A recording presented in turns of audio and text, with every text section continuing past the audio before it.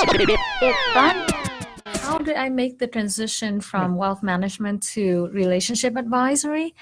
In a way, I am still in the investment management because I consider relationship probably the most important asset a person can have in their life, and it's worth protecting.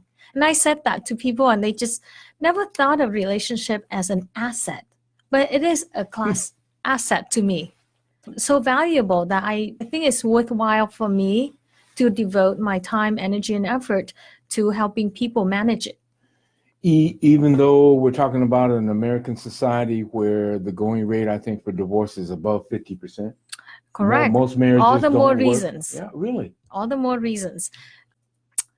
I find that for all the financial rewards that we get, being the number one wealthiest nation in the world, with GPD the highest, right above China. I think 2018 we're at 18 trillion.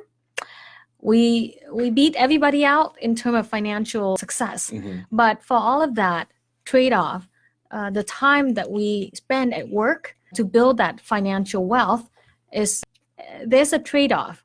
There's a takeaway where there's not enough time for the family. There's not enough time for relationship to learn skills, to cultivate important relationships. So a lot of time we just don't have enough time to do everything. We spend a lot of time working and not a lot of time spending connecting with each other. So you see a lot of even crimes that come from broken homes, broken families. And I saw that as a result of, unhappy, broken marriages and homes that I need to come in and help people address. Well, no, that is a very good point you're making. Ultimately, we would like to think of at the end of the road, a light at the end of the tunnel, that you get two people together and they get married, whatever, that kind of thing. And raise children. Yeah, but what if I come to you and say, hey, I ain't thinking about getting married. I could care less about that. I don't want little crumb crushers and linoleum lizards, rugrats running around my home. I just want to have relationships. Right. Relationships. Oh. Plural. Okay. Yeah. What kind of relationships? Well, now that is what's real interesting. How do you define that? Well, let's just say I want to meet with somebody and occasionally go out on a date, or just, be around somebody that's got time for me and I have time for them, do some kind of social settings and just, be a companion.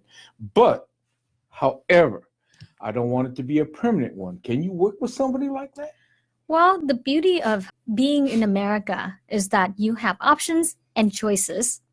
And obviously, my focus, as I stated on my website, as I often talk to clients about, is long-term investments. Just like how I used to manage people's money, I always advocate for long-term investments into quality investments. So I would encourage people to find the Microsoft, find the Amazon and the Facebook in people, quality people, to invest your time. Sure, you can trade your people from one to another, but valuable asset and quality people are just not going to want to engage in frequent short-term relationships that, doesn't go anywhere.